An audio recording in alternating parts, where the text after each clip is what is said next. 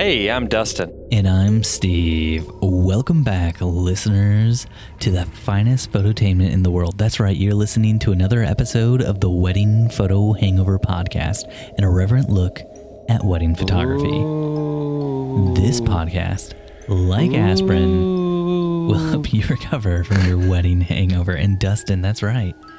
This is our annual now, because it's 2 years in a row. That makes it annual, right? Halloween special. Man, your sound effect budget, Steve, is so good. I try. I just want to say a big thank you to everyone who's been donating on Anchor to help us with the production of this podcast, so we can have these keep sound effects. Yeah, I don't know where they're coming from, but they sound amazing. Thank you. They're like Hollywood level, man. Is your computer haunted, perchance? Just James Cameron needs to watch out. That's all I've got to say. It's like Avatar level here.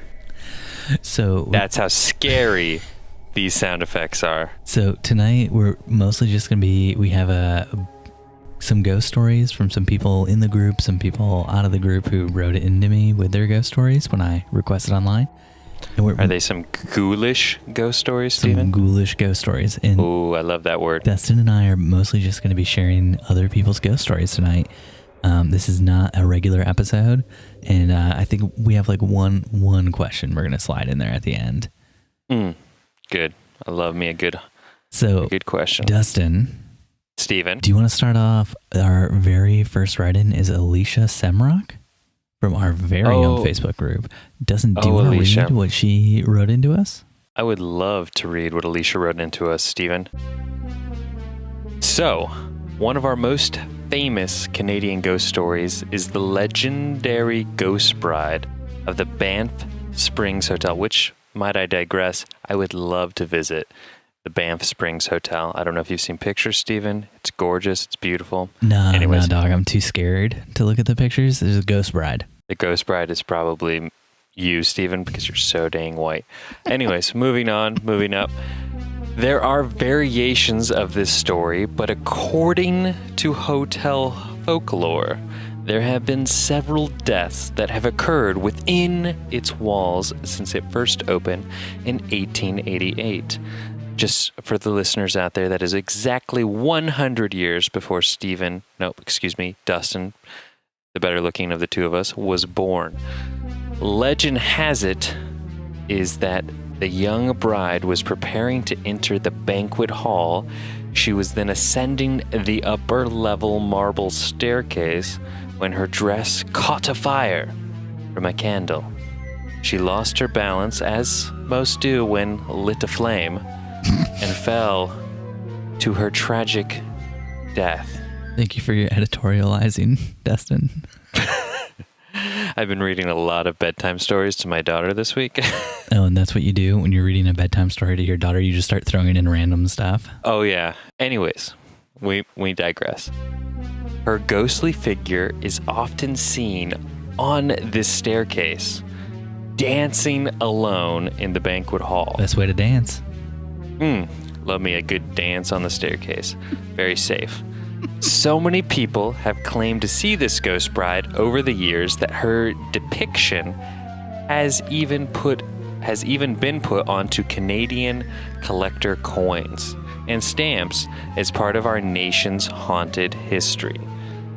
It's kind of scary when Canada has what's called a haunted history, but neither here nor there. While I don't have any personal... America, Dustin.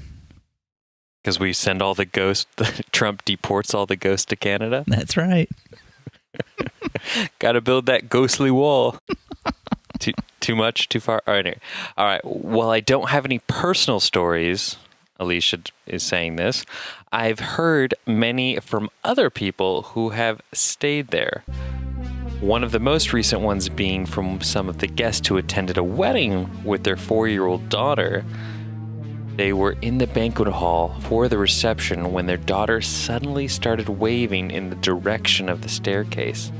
They asked her who she was waving at, to which she replied, "The lady in white, named Stephen Van Elk." They looked and couldn't see anyone up there because of Stephen's pearlescent body So white. Did I have clothes on? Because you started out like I was wearing white, but now I'm just naked apparently. Just naked, Stephen. So that is my best haunted wedding story. So Alysia, as you can tell by our narration of the story, the haunting of the Banff Springs Hotel has been concluded. Stephen visits bi-yearly, where he roams the staircase in the nude.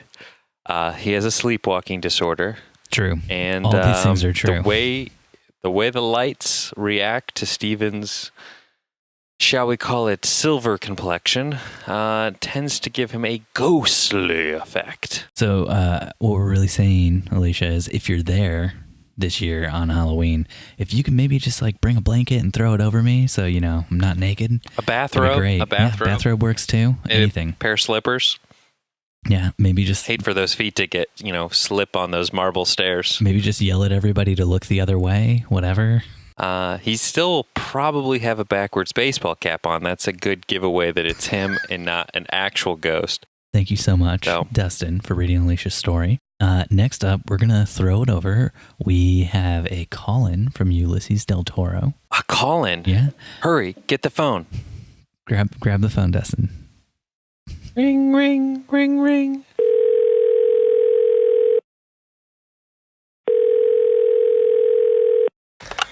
All right, man, this is my haunted story, or I don't know. I'm not a big believer in like ghosts or anything like that. So this is just something that kind of freaked me out.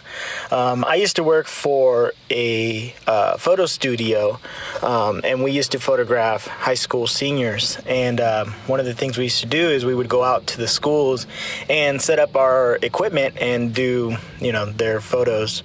Right there and then. So we went out to this school, San Bernardino High School, and also San Bernardino High School is like over 100 years old. So there's all these ghost stories surrounded around the school, and so we were supposed to set up in the foyer of like their theater. And their theater was already like kind of creepy because everybody was telling all these like different stories about how the school was haunted, how the theater used to be, and it, what's it called? One of those psych wards or whatever. And it was weird that the theater itself, it didn't have any door handles on any of the doors. Every door entrance had to be open by key, and there was no like handle to open it or anything. So that was kind of weird. So we set up in the foyer. I was there with a bunch of coworkers, and they were all telling all these stories that they heard about like a custodian that died in the theater or a little girl that fell off the balcony. And it was already kind of weird. We would go in, and when we would be in the foyer, but when we would go into the actual theater, sometimes the lights were on, sometimes they were off, a few times they'd be flickering. One of the custodians came by that had opened it for us, and we asked him about the lights, and he said, oh yeah, nobody's in the theater, like you guys were the only ones that are in here, that's the only entrance that we've opened up. And we asked him about the lights going off and on, and he said he thought that was kind of weird because nobody else is in the building. So who knows, he could have been messing with us as well. That didn't really freak me out. In fact, I was kind of like taunting the ghost that I forgot what they had named the ghost, but they gave the ghost a name, and I was running around yelling its name and telling him to show himself and appear and all this stuff. And we were kind of exploring the different areas of the foyer and the theater, and I would walk around yelling the name. And my coworkers kept telling me to stop messing with the ghost. You shouldn't be doing that. You're gonna piss off the ghost or whatever. So I said, okay, let's go back in the theater and see if like the lights are on or off. So we went back into the foyer. We went back to the same door we've been going to go into the theater. And when I went and grabbed the door in the foyer, did have a handle on it. It was just the outside of the building that had no handles. But I went to grab the door to go into the theater, and when I grabbed it, the door was it felt locked, like I couldn't open it. Put both hands on it. I was pulling it really hard, and my coworker was like, "Stop messing around, and just go in." And I was like, "I can't. The door's not opening." She put her hand on the door and tried to open it too. And she's like, "That's weird. Like, you can't even lock it from the outside." So I grabbed the door handle one more time with both hands, and I went to pull it really hard. And when I yanked back, the door flew open, and it freaked me out. And then she grabbed the door handle and also opened it with ease. Like, there was nothing there holding the door back. Like, there was no lock. There's no way it could have been. And this whole time, you just grab the door and open it. There's no door lock on it or anything to hold it in place. It just kind of swings open. So that was the only time where it freaked me the heck out. She's like, "See, you were messing with the ghost. Now he's messing with you." And I was like, "Okay, I'm sorry, ghost. I'm going to be here all week. I won't mess with you anymore." So I didn't mess with the ghost the rest of the week. But yep, that's my only ghost story right there. So I have 2 takeaways from that story. Yeah, what's that? First takeaway is, who pronounces foyer? I'm just not as fancy. Just not fancy like Ulices. Little thing I learned, Ulices has his own podcast, the Wedding Photo Podcast. I was a guest on it this past week. It's a 2-part episode, so there's a episode this past Sunday, and there'll be one next week. All of you as well. into one episode. Yeah, I need to lose some weight, but I mean, it is what it is, And I found out while recording with Ulices that his brother is also an architect. So people in the know architecturally call it a foyer. Arrogant sons of bitches. That's right. That's me. Anyways, the second takeaway is sounds like Ulices is a bit of a bully.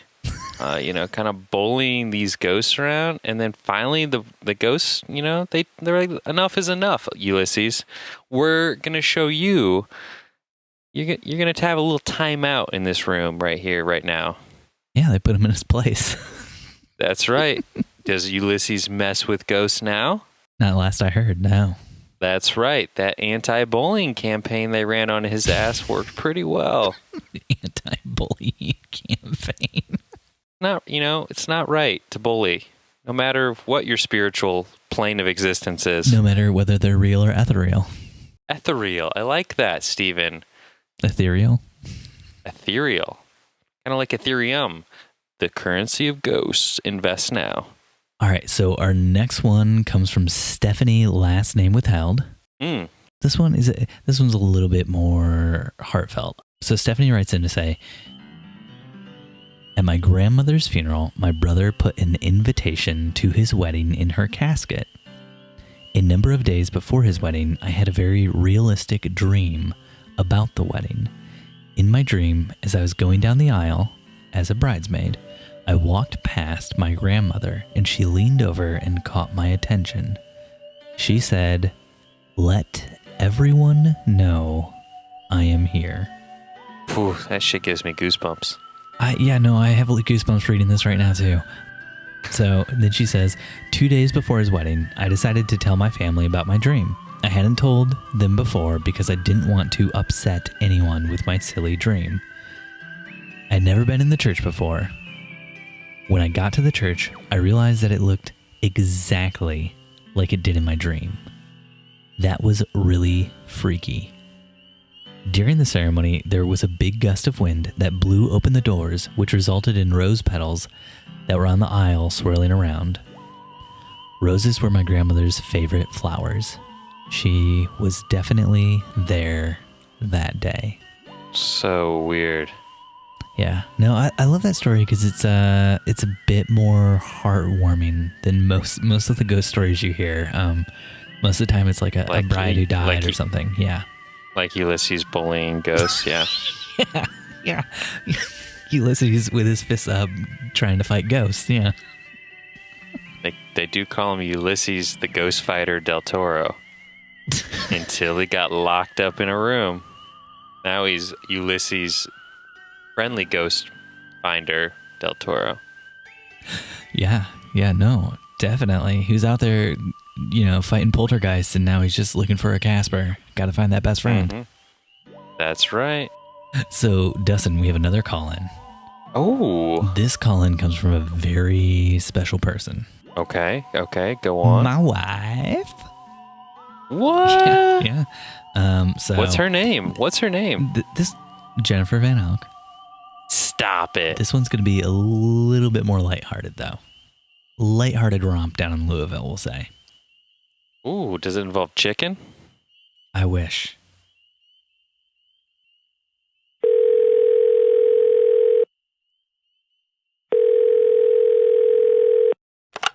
So there is a hotel in Louisville, Kentucky called the Sealbach. For some reason, when my friend and I went down to Louisville, we decided to get into ghost stories. I think it was probably because she had just stayed in this hotel a couple weeks back. And she said, I just got a really eerie feeling when I was in this hotel. And I was like, oh, I bet it's haunted. So I did a search and I found out that there is an actual ghost story about the Sealbach Hotel. The ghost is known as the Lady in Blue. There's many stories about the Lady in Blue, but I think the most famous one is that on her wedding day, she was having her wedding at the Sealbach, and she found out that her fiance had been killed in a car accident. Out of sheer mourning and terror, she just couldn't imagine her life going on without him, so she committed suicide by throwing her body down the elevator shaft. It's very, very morbid. I love it. So it is known by the locals that she haunts this hotel, and a lot of the staff have seen weird, eerie things happen in the hotel. Well, after a few drinks after a Bruno Mars concert, my friend and I decided to visit the Sealbach. When we went up to the doorman, you're only supposed to go in there if you have a room there. So we kind of lied and said, oh, we're going back in. We forgot our purses. We'll come back down. And then we went into the bar. You lied? We did. Okay. But it was just a little tiny lie. So we sat down at the bar. We had a couple drinks. This wonderful brother and sister came down, and we were still talking about these ghost stories. And they were like, oh, we heard you talking about ghost stories about this place. And they sat down with us, and they were telling us about all the crazy things that they heard about the place. And we started to get we were both a little tipsy. So we're so excited. We bring the bartender over, and she comes over and starts chatting with us about the stories that she had. And she's like, I had a more recent thing happen to me during a wedding or cleanup for a wedding reception. It was very, very late in the night. All the guests have left. The couple has left. And she was cleaning up these tables, putting away the silverware, the glasses, and her the rest of the staff was cleaning up other things. And all of a sudden, the lights start to flicker. But the sheer horror on her face, I knew she was dead serious about this story. She's like, the lights started to flicker. I will never go back in that room again. She said that all of a sudden, the doors start opening and closing really, really, really fast. And she's like, guys, stop it. Stop it. So she goes to the door to open it, while it's still shaking, it's moving like open, close, open, close, open, close. She grabs the door, rips it open to find no one there. Absolutely no one there. That got me excited for ghost hunting. Instead of being like, let's get the hell out of here, I was like, let's go find a ghost. So, I gather my new friends from San Francisco and one of my very best girlfriends, and we went ghost hunting. I snuck around like a 7-year-old pretending to be a spy, and I went to this, we actually got information of where the ballroom was that it happened, and we tried to get in there because I was like dead set to see a ghost that night. This sounds like the beginning of a made-for-TV movie. I like kind of like tried to shake the door open. I was like, "Ghost, please just let us in. I just want to see you." And unfortunately, the ghost wouldn't unlock the door, did not want to be seen that night. But I will tell you this, never felt anything weird there. But we went down in the wine cellar, and oh my gosh, was that place super freaking creepy. I did not want to be there. There was a very, very bad energy in that place. Was the bad energy like because it was maybe like cooler and damp a little bit? Not at all. Actually, I felt like fire from the pits of hell. Okay, yeah. It was probably really good for the wine. I mean, I should have good feelings. There's wine everywhere. That's also a ballroom that they use for events and for weddings. And wine cellar? There's a wine cellar and then like the basement theater ballroom. Anyway, we didn't find a ghost. I was pretty disappointed. But I definitely want to go back and stay at the Sealbach and hopefully get to see the Lady in Blue. That makes one of us in this relationship. We are staying there. I actually just booked us a room for Halloween night. No. 313. Yeah, Room that's 313. Halloween night. Thank you so much, Jennifer. You're welcome. So I think what we learned from both of our call-ins is that ghosts really like doors. Dustin, I think if we could go back in time, it sounds like Jen's ghost locked her out of the room to keep her from going in. If she had just maybe insulted the ghost a few times like Ulices did, then the ghost would have unlocked the doors after a few seconds and sent her sprawling on her ass. Yes. She was so close to a ghost story. So close. Yeah, just miss it out. Next time. She could just insult the ghost a little more. Dustin, we're back with another much more heartwarming story. Yes. My turn. This one comes from Michelle Warren, also from a Facebook group, Not Our Own. Dustin, do you want to read this one? This is what I like to call a rogue story. Where should we say Michelle is from? Maybe Bosnia, maybe Lithuania. What do we, South America? What are we going with on this one? I'm going to guess America? Oh, okay. America it is. That's easy enough. I think I've been there, heard about it. So, my father-in-law passed away on March 10th last year. We got married on May 4th. Yes, we have a Star Wars wedding. Before the wedding, in the Jewish religion, we go and we visit our loved ones that have passed at their grave sites. Greg and I went and we visited our aunts, uncles, grandparents, and what have you, as well as our father. We asked our aunts and uncles if they all band together and bring Dad with them to our wedding. When I got to the wedding, I went to the room to get ready. So just to clarify, they asked their aunts and uncles who have passed away if they could all band together and bring their father to the wedding because they're upset that the father won't be at the wedding because he passed away. I was taking that as they been asking living aunts and uncles if they could bring the body of her father. Mm-hmm. Yes. With no, them. That would have been really creepy and weird. That's why I just continue to speed on by that. I was like, where is this going? I need to get to the end and know how it goes. All right.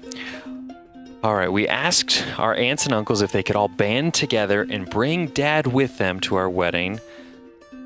When I got to the wedding, I went into the room to get ready, and a little gray mouse came out of the fireplace. And at first I was a little scared because, well, it's a mouse. But then I had a very calming feeling that stayed with me all day. If I ever get my wedding photos, I have pictures of the kids playing with the mouse and trying to feed it. When I went from the room, I was getting ready to walk down the aisle. The mouse followed me, and after we got married and went from the ceremony back to the other room for 10 minutes for some peace and quiet, the mouse followed us there as well.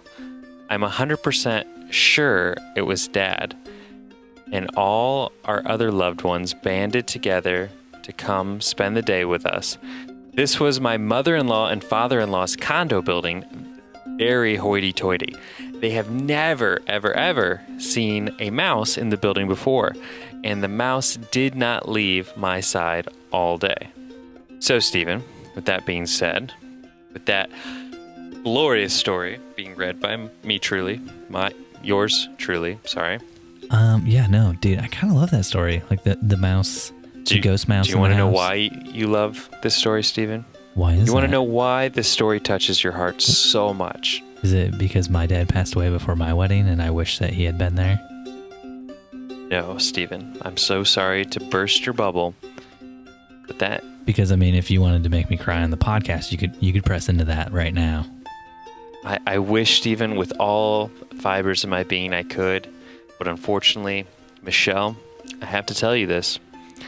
Your dad's a wizard. He's a wizard that's on the run. And he's been hiding out as a mouse this entire time. Michelle's going to listen to this and she's going to be very upset that you just compared her father to Peter Pettigrew, the traitor. Hey, you compared to Peter. I'm just saying he's an anamorphous. Animagus. I'm an animagus. I was close. I was proud enough of myself for being that close to the word. There was that book series called Animorphs that was about humans that morphed into animals. See, there you go. Yeah. There you go. Okay, he could be an anamorph. Came into contact with some andalites. Yeah.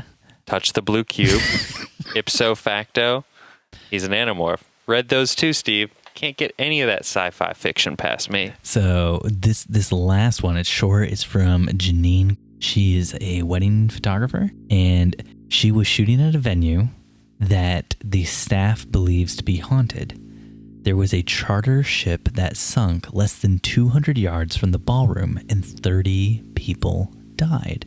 The recovered bodies were brought into this venue as a makeshift hospital/morgue. So there were dead bodies, and then there were people who were injured who, some of them, died in here.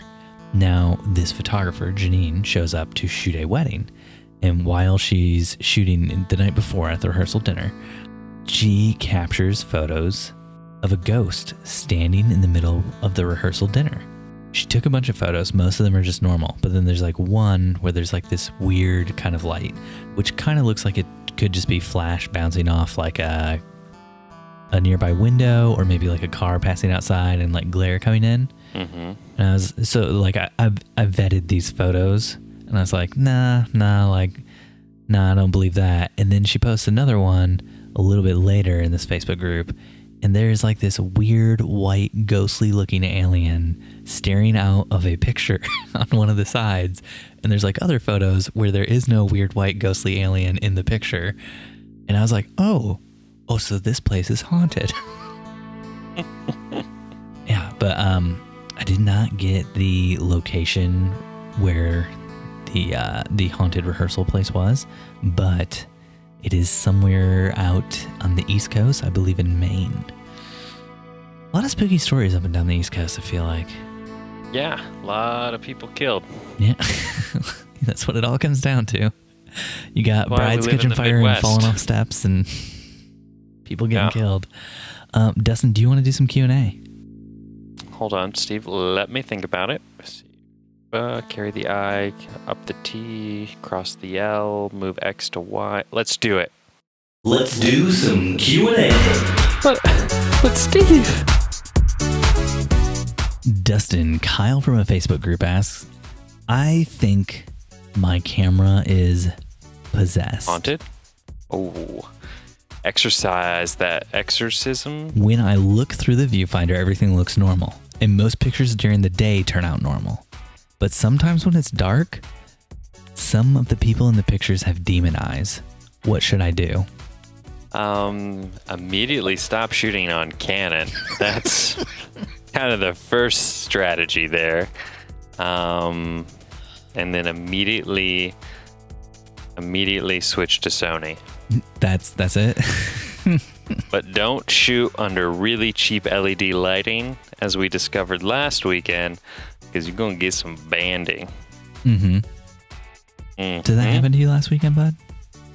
Yeah, we had a DJ with really cheap uplighting, and we were shooting video, and I shouldn't say a DJ. I think the venue provides these uplights, and they also mounted these uplights on the ceiling to spot the head table with, which was the true problem. Mm-hmm. Luckily, we caught it early on and moved them to the dance floor and lit them with our own lighting for toasts. But yeah, the banding on the couple from the first like father's welcome toast thing was pretty apparent. So I need to dive deeper into this Sony banding LED mirrorless issue thing. Mm-hmm. Is it a pretty common problem, buddy? It is, from what I hear. Man, that sucks. Sorry. It's okay. But back to the question at hand, Dustin. Oh, sorry. Back to the possessed camera. Might be time, Kyle, to buckle on up and go to your local camera priest. Kind of splash some holy water up on that sensor of yours. You know, give it a good once over with a couple Hail Marys. Drizzle some. I believe in the camera church world, those are Hail Manfredos, right? Hail Manfrotto. Mm-hmm. 3 times, please. Hail Manfrotto. And the rosaries, they're necklaces with just like a bunch of little images of cameras and lenses on them. I believe they're crushed ND filters, Stephen. Oh, yeah, sorry, my bad. Crushed by Egyptian monks that were making Zeiss lenses. Yeah. That's what I believe Zeiss lenses are made from, is Egyptian monks. And the holy water is the tears of Canon photographers after they get back and see that all their photos are blurry. Yes. I just thought the 51.2 would make everything better. Everything. 1 out of 100 photos? I can't take it. The autofocus motor in our 51.2 died again. Gotta send it back in. Yeah, not happy about that. The mount for my 70-200 broke off last week. On your Nikon? Sony. Oh man, how'd that happen? Did you drop that? No, I think it's. I think my video guys are doing chin-ups on it when it's on the tripod or something. You know. At least they didn't strip the tripod. Yeah. Those chin-ups, they can be difficult. So you've got the holy water, you've got the rosary, you've got the Hail Marys. How do you exorcise a demon out of your camera? Easy, Steve. First, you gotta take that holy water. You gotta take that lens off, and you gotta just dump all that holy water straight into the camera there. You really want to mix it around. You want to get all that demon out. Then once you get that demon out, put it straight on the sensor. Yep, that's where the demon lives, Stephen. But just in case it's been hiding in where the battery is, make sure you get some in there. And then, you're better off just getting new batteries at that point. No, I think maybe just drop the batteries in the holy water too. So then once you do that, then you're going to take those rosary beads made out of crushed Zeiss lenses, and you're going to sprinkle that crushed glass into your camera sensor from those rosary beads. And then you're going to really give it a good, firm shake. Is that how rosary beads work? There's crushed things inside of them?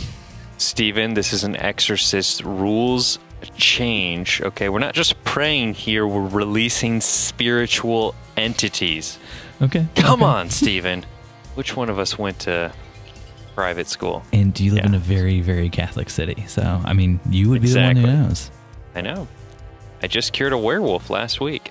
Oh, wow. More on that next week. And so, let's see. Then once you do that, you say your Hail Manfrodos, you put the lens back on, you're good to go. Good to go, Kyle. Mm-hmm. And then maybe you stop being a photographer and become a florist, because it tends to work for most. Yeah. Not very many demon-possessed flowers out there. Nope. My advice for Kyle is maybe the camera is not possessed, because if this effect isn't really happening in the daytime but only at night, Kyle, maybe you have a flash that's possessed. Or how about this little ditty?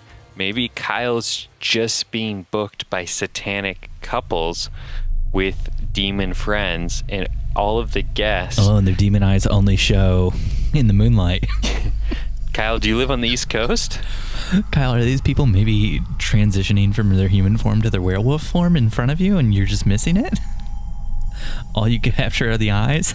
What's ironic and funny about this story is it actually reminds me of a scenario or situation that occurred when I was I had a job at a wedding studio in Chicago, and I was working for like an old school photographer who was very into like the on-camera flash at the couple or like at the people when you're shooting, and I was very much too.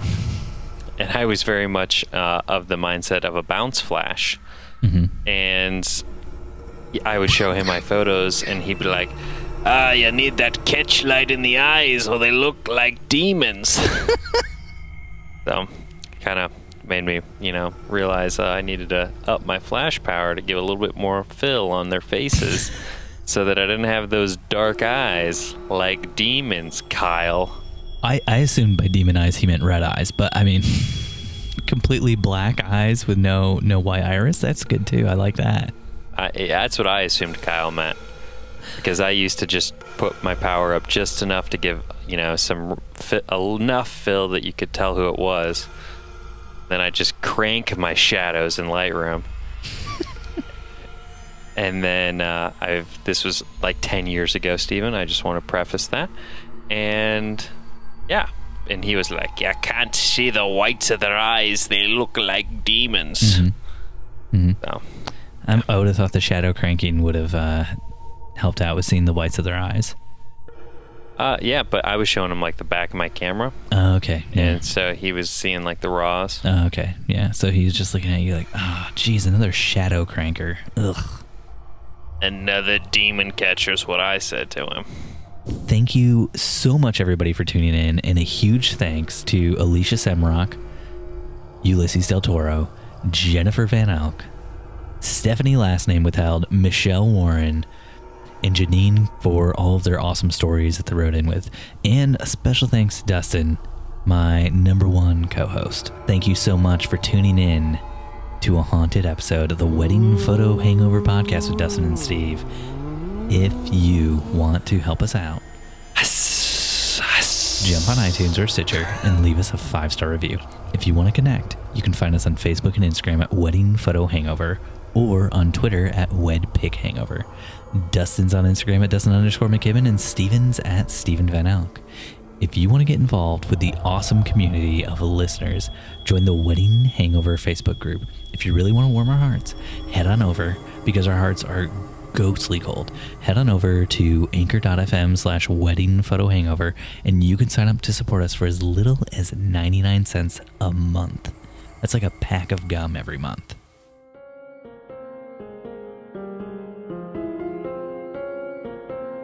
Some people do listen to podcasts like Rachel Blankenship. And can I just say, Rachel, the fact that this was the first review you ever left for our dear podcast warms Stephen and I's heart. And I just have to read this sweet, tender, the first review she ever left review. For a podcast or for our podcast? There's a big difference. I would like to read into this, Stephen, that this is the first review she's left for anything. Tinder, Uber, podcasts, Wedding Wire, the favorite shoe shop she goes to get her shoe shined. I don't know, but this, according to her title of her review, is the very first podcast or anything, as far as I'm concerned, review she's ever made. See, I was hoping it was the very first review of our podcast she's made, and then she created like 20 other accounts and gave us 20 more 5-star reviews. Steven, I cannot say, she did or she didn't. All I can do is read what she did say. Okay, Steven? Sounds good. Rach went on to say things like this. Every time I'm driving a long drive to or from a wedding, I think about what I'm going to say in a review I want to write. The review I'm writing right now. This is my favorite podcast, and favorite, might I add, is all capital. Even though when I first started listening to it, I felt a little bit awkward when Steve was kind of mean to Dustin. His best friend in the whole world. And I didn't know if I was going to be able to listen. But then I would hear Dustin giggling quietly, or perhaps holding back tears. I think she's reading into that. I think you were angry. And I knew everything was going to be okay. They totally balance each other out, and the dynamic between them is great. And sometimes they like my Instagram post, which makes me pretty happy too. Like, I finally made it or something. Anyway, I love how Steve goes off on his Mission Impossible-like rants, and by the end I'm laughing, wondering what the hell, but I love every minute. Anyway, listen to this podcast. The end. I'm going to go ahead and click, was this review helpful? Yes. Super helpful. Me, Thanks one for of the your people feedback. on the podcast. Anyways, Rach Blankenship, thank you so much for your kind words. I'm going to go cry a little bit over here, or perhaps I'm giggling. It's hard to tell. No, he's just staring really angrily at me. This is so awkward. This is what our podcast is really like. Oh, all right. Dustin, it is late. Well, it's been great. We got to record tomorrow night for our next episode, which, hoping everything goes right with the audio tomorrow night, we're sitting down with the guys from the Snapping to do an episode with them. They're going to be our very special guests. Sounds like it's going to be snapping. Good night, Dustin. That might be the wrong podcast I'm referencing. I don't know. Good night, Steve. Bye. Can we just say, though, how unfortunate it is to have the last name withheld?